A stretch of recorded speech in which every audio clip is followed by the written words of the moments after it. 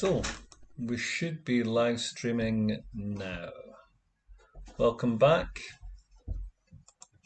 As you can see, I've been working on the foliage with greater or lesser degrees of success. I've just played with patterns, crisscrosses, whitening the tips here with oak leaf shapes, simple kind of tree forms in here, again with these. So they do appear fairly naive. They're only a representation of flowers. They're not trying to be anything more than, like even a reliable copy of actual existing forms. So that is another job off my to-do list. Now the next thing I have is to lighten the pool. And it says that I can lighten the pool and one river. So I think I know what that is. Okay, here we go. Some more cerulean blue hue, this time with its own addition of linseed oil and some water, but much more linseed oil per water ratio.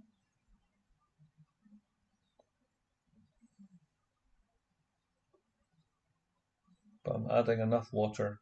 The linseed oil does seem to make it very sort of claggy, especially with this pigment.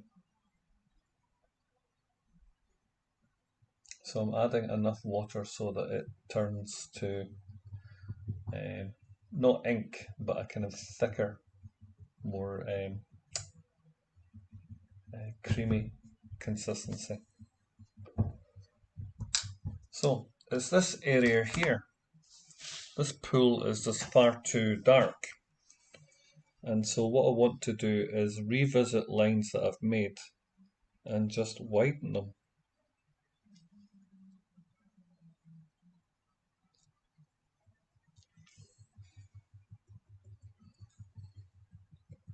And by widening them,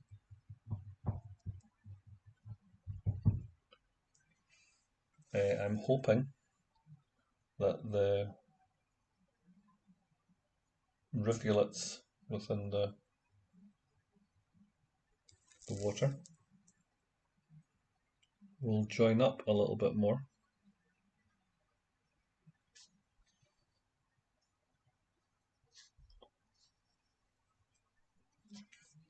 And have the effect of lightening this blue.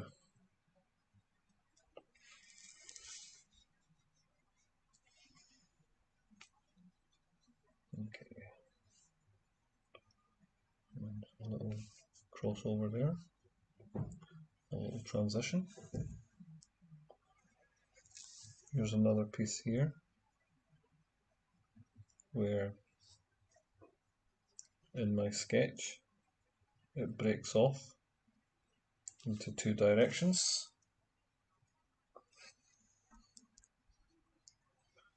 Making a kind of fork on the water and down.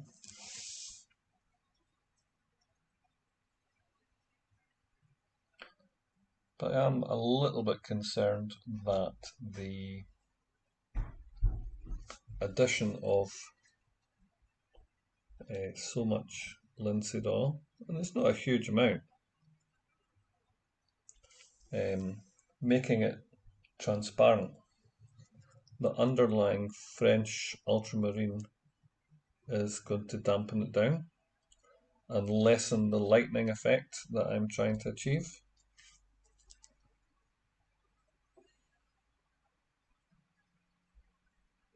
So lots more pigment.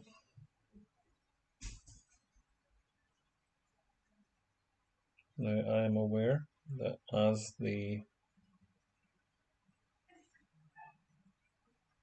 streams, these rivulets that I'm speaking about, move away from the viewer, they should actually be getting smaller. So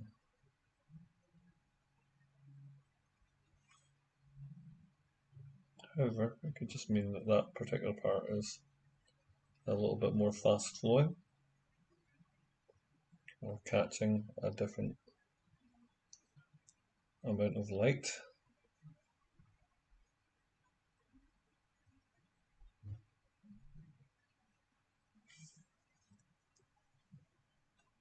Okay. There.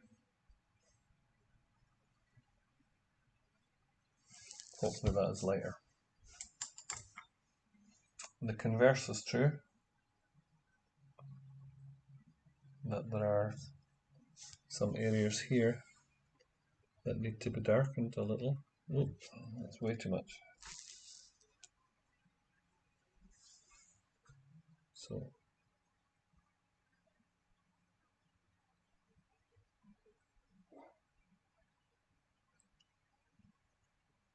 the opposite is being attempted here, is to create a little bit of movement in the water. Some areas of dip, like adding that blue bit there, that darker blue bit, suggests that the water is actually dropping down a level, and using short kind of stabbing strokes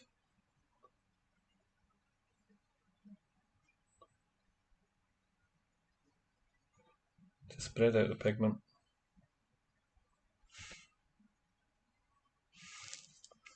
and do kind of shading.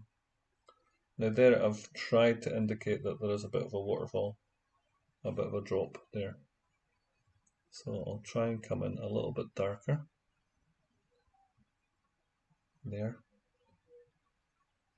And darkening it might actually make these lovely little yellow epiphytes or bromeliads or whatever little plant that they are pop out a bit more by reason of contrast between the darkness of the blue and the lightness of the yellow.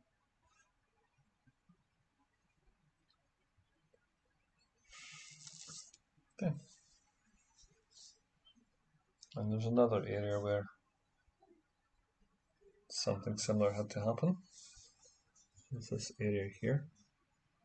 Again, a little bit too much. So let's see if I can lift out, or at least blend.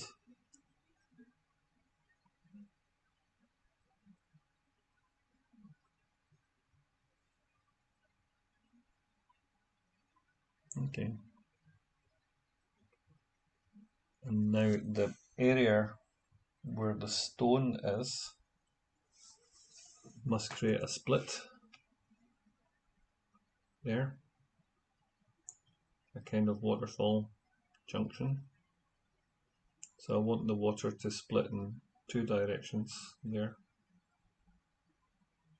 from under the stone.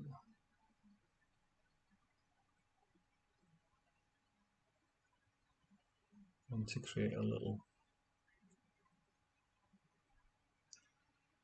transition movement.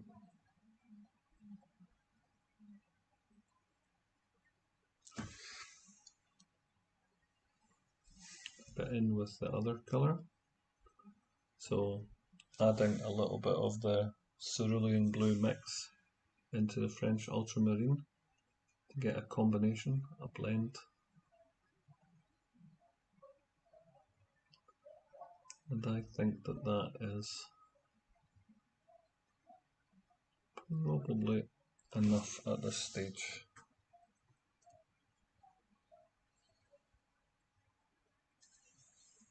So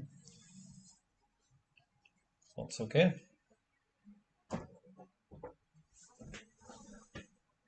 But there's another painting. It's this one here. And it needs a kind of similar treatment. A mixture of some darkening and some lightening.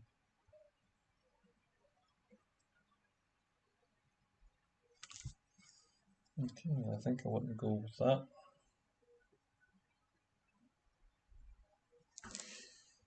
Come down here. There's a little bit of a shadow area in here. Again, these short strokes suggesting movement and transition, but not too much. I don't want too much in here. Again, that should be the darkest part there before the highlights of the splash of the waterfall.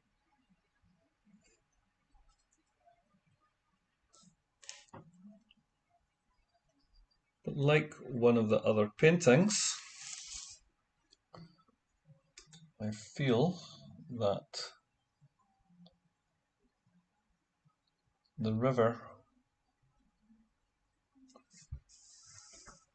feeds through. So maybe if the river comes through this way, it will look as if it's entering through the back of the guitar and out through the front.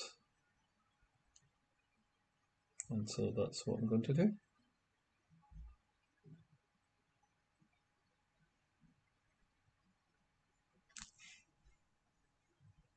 I'll try to be careful with that line work.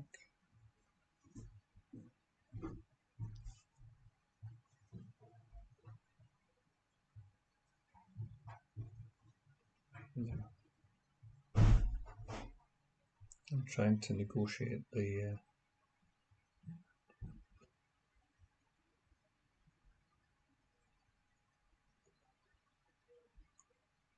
anthers of that flower, which are dangling down.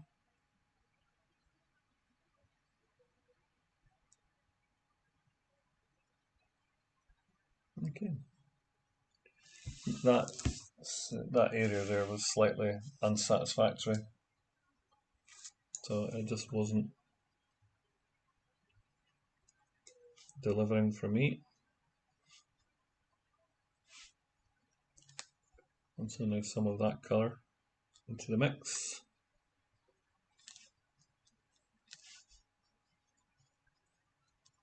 For visual interest and variety.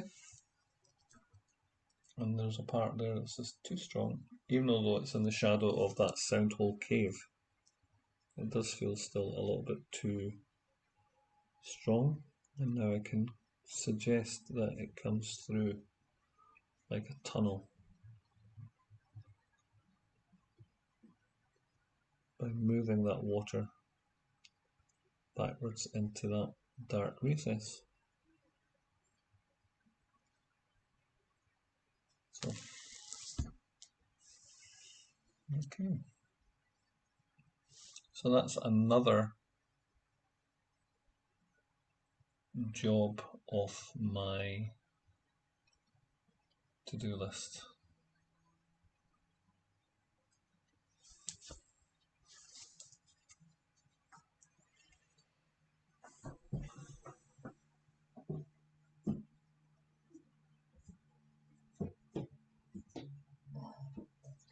Another task that I've outlined for myself is to create the iridescence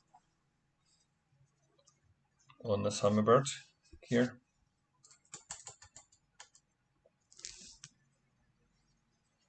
but that's quite a big task.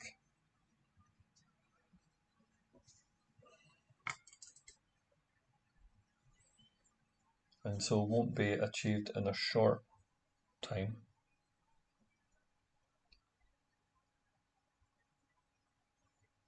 But I think what I'd like to do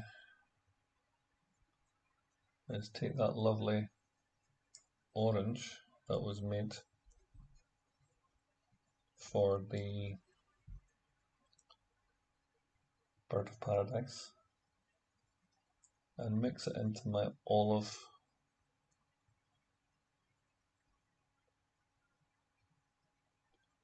and umber mix. So my concentration's going now. Maybe softened a little bit with some of that yellow ochre. So what I'm looking for is a kind of reddish brown.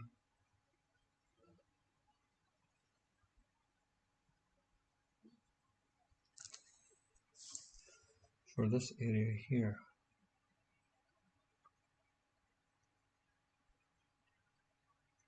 Because I have seen hummingbirds with a lovely reddish brown. Almost, if you can imagine,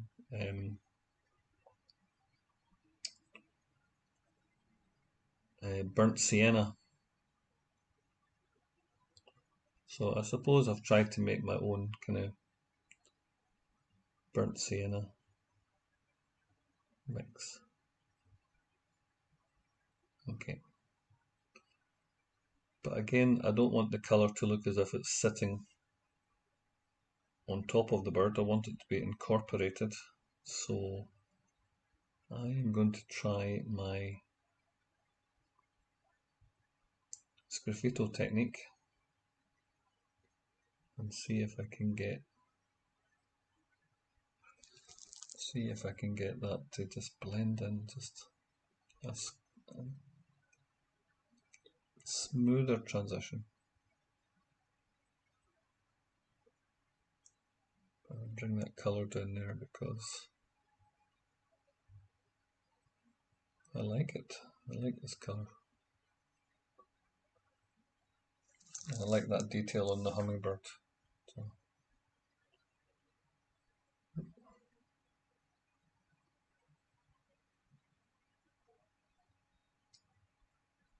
I'm getting quite bold now with it. Okay. I can reverse my paintbrush and just scratch into this.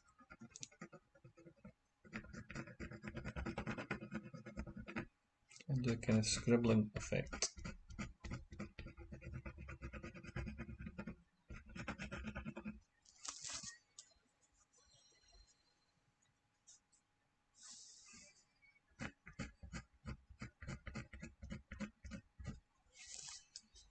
Which has dulled it down a little. And I'll reintroduce a bit more. Smaller flecks of the colour. I wonder if I can go a bit brighter orange.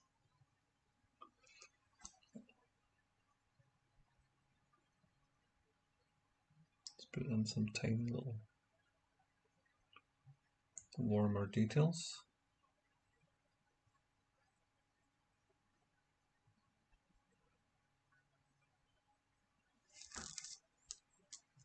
And that will be the russet colour that I need on that hummingbird. But as for iridescence, I need to mix up a broad array of different kinds of really strong, vibrant greens, and then just put tiny little touches of them here and there, because the hummingbird wouldn't just be covered in them.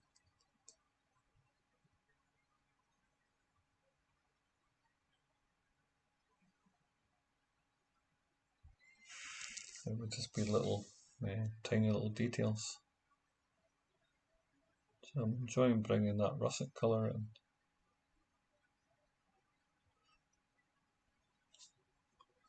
Maybe some lighter patches in amongst the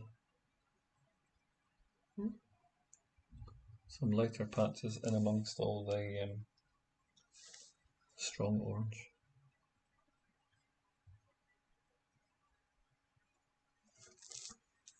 Just to break up a little.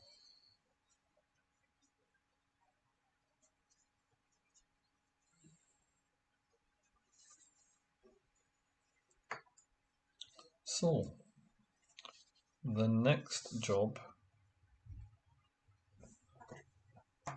is to do quite a lot of work on this hummingbird.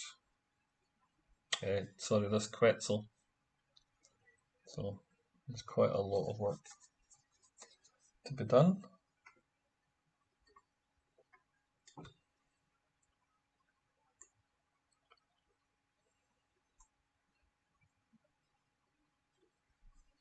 And I think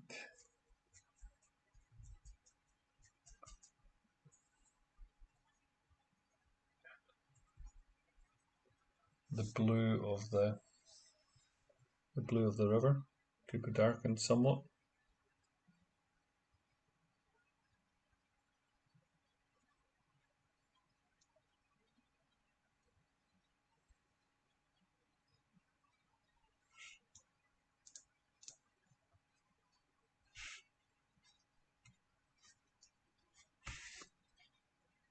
My brush has gotten heavy with the paint.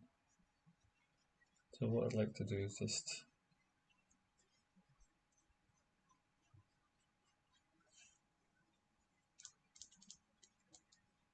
bring in some blues, darken it down a little bit, and see how I feel about it. There's a correction to be made here. As the direction of the water is wrong. That piece there is slightly wrong. But in looking at this work for a wee while, since beginning it on the last session, a branch has kind of suggested itself here. It feels as if there should be a branch going across this direction and coming out here. So a fairly decent branch, and that will allow me to practice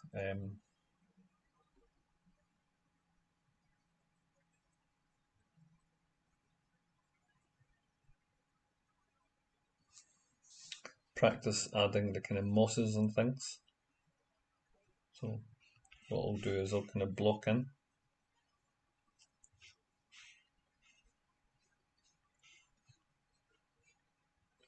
where the branch meets the quetzal on this side. You can see the paint's going on really quite thick. But then I'm spreading it out again.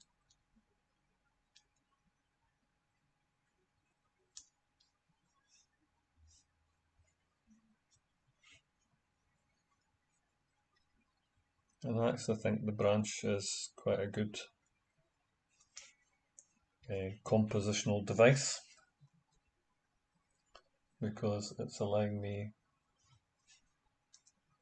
to connect areas that don't look as if they join, and also it gives me the chance to break up other spaces, because if I include bromeliads now onto this, then I can break up the space either down the way or up the way.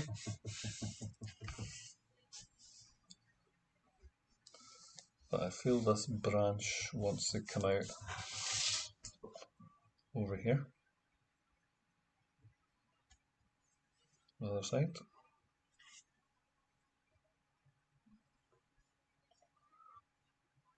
Okay.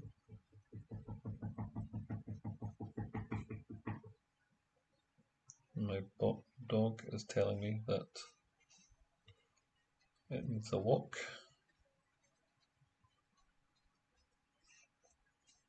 Okay, so the paint hasn't really dried since the work late last night. It's lunchtime the following day, so the paint hasn't completely dried. That's okay, because I would have been bringing in some material to darken the underside of the branch anyway, like this side here. So perhaps not as dark as the black.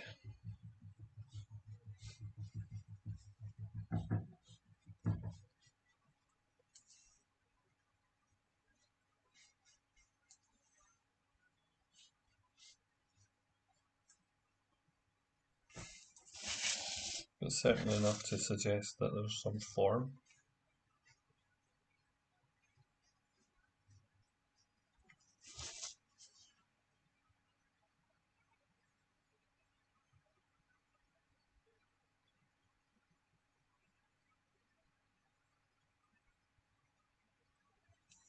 Okay. I noticed that by being slightly more confident with applying thicker paint, that's assisting. The thickness of the paint is suggesting the texture that's needed for the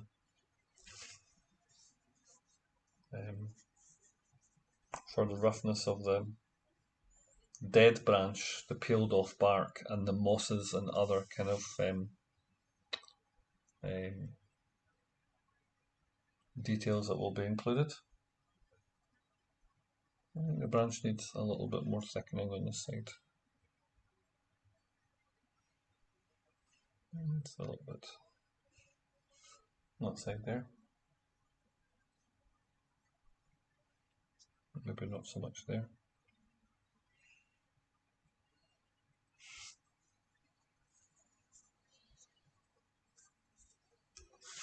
Let's see, let's check the drawing and the angle.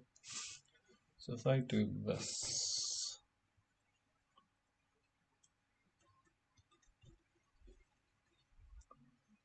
the branch does seem to work that way.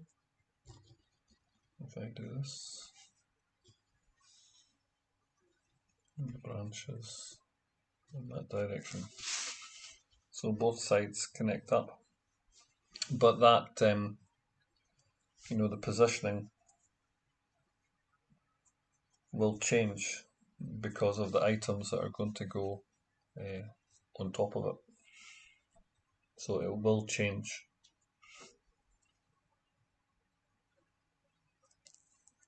And the last thing is, for the moment, because I feel I need a break, is blocking in the headstock of the guitar. So again, I'm going to use yellow ochre, because it will be easy to nudge that yellow ochre into a few directions. It'll be easy to darken it, and if I want to lighten it,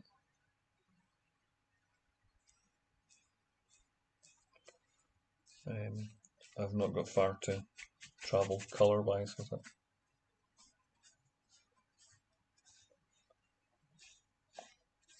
The problem is making both sides parallel, or fairly parallel, because the headstock widens out as you travel north. The headstock gets wider. So if I want to be believable, I will have to include that in the drawing.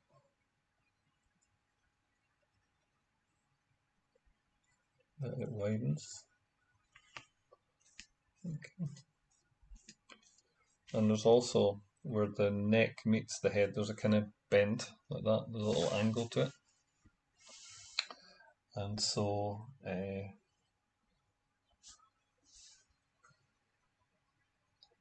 sometimes that angle is greater or lesser, depending on the make of the guitar.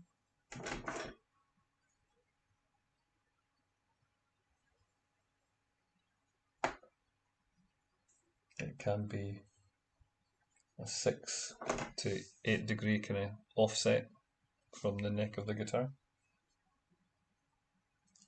Okay, so last of the block in. I want to make sure that I leave a space for the rollers to go. So there has to be a central kind of column down here. And somehow the guitar meets up here.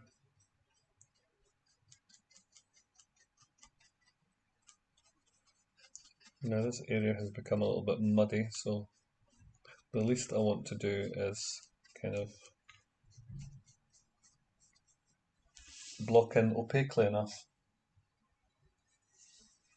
that I have a solid block of colour.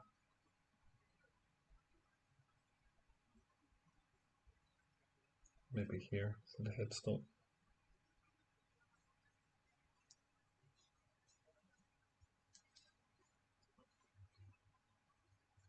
Often the top of the headstock is particular, like a signature to the maker. Now, I studied guitar making with a book by a famous classical guitar maker called Jose Romanillos, and so that would be a choice of guitar I would like to include. A favourite guitar with a favourite bird. Now there is a kind of shadow area here which I might just want to indicate and comes down into a little scallop, a little bucket shape.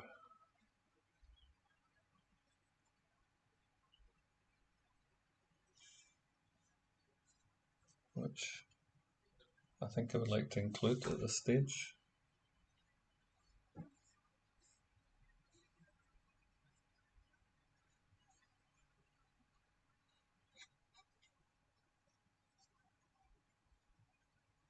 And similarly here. Need to bring that in.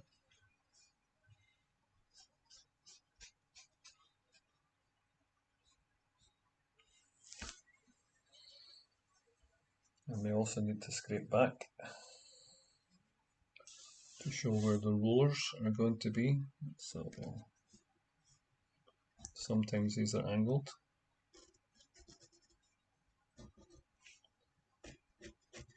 Depending again on the make of guitar. So I have a preference for Contreras and Romanillos guitars.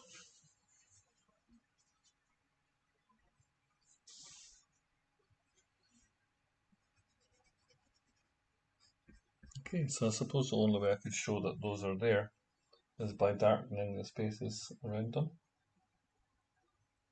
But I don't want to go in too dark too soon, because there would be a bit of correcting to do.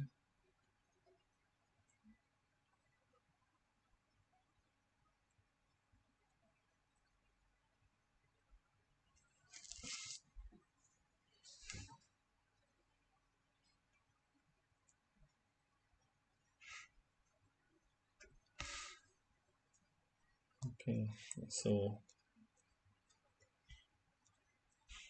trying to be ambitious with it. Because this painting is slightly bigger, I should be able to get more detail, more plausible detail in on this one.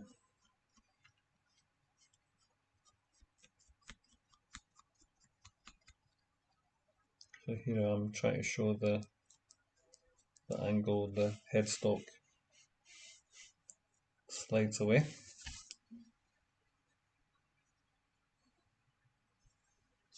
And the thickness of the wood used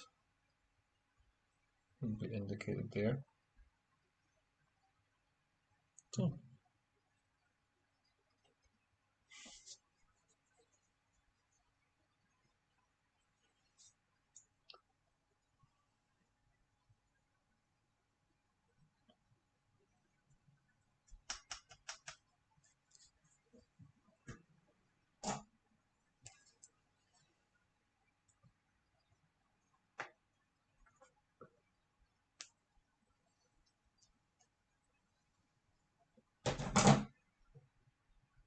I'm reluctant to end this painting session. I'm having so much fun. So I'm just going in with white to show the rollers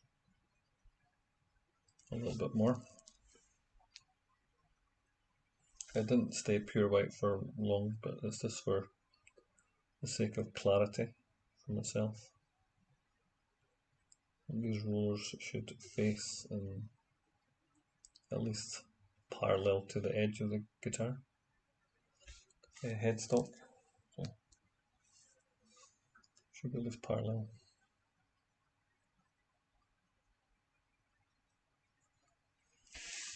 Okay, I'm going to lose that. And these ones need to butt up against them. Similar spacing and similar thickness and angle. And the plate for the guitar, there's a nut there. The nut would go about there, I think. So we would have the brass plate and the rollers.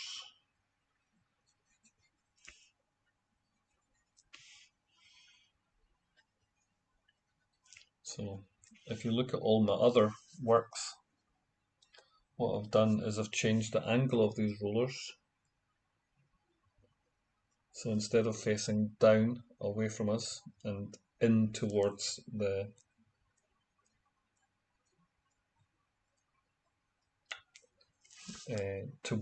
Quetzal, I've actually pointed them out sideways, so east and west, so that these can become the little buds from which flower forms can emerge. So that's a deliberate kind of re-angling of the shape. And so, the artwork is based on reality, but not a slave to reality. So let's get these tuning pegs in.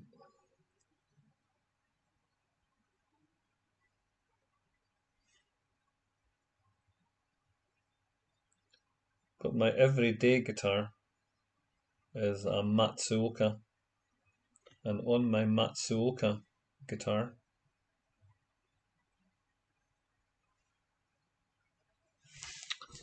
the tuning pegs have a little flourish on them. So instead of just being sort of a square, which has been sort of rounded, mine's have little sort of flourishes on them. A bit like a postage stamp, I suppose. And so I think this postage stamp lends itself towards creating about 3 sepals here, which will hold the beginning of the flower form.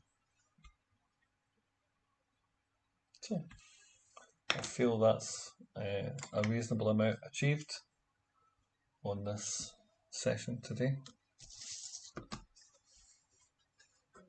I may return to this later on, and thank you for viewing this part with me. I hope to see you in the next part, and that you've encountered something which would inspire your own creativity and encourage you to experiment with creativity wherever you are.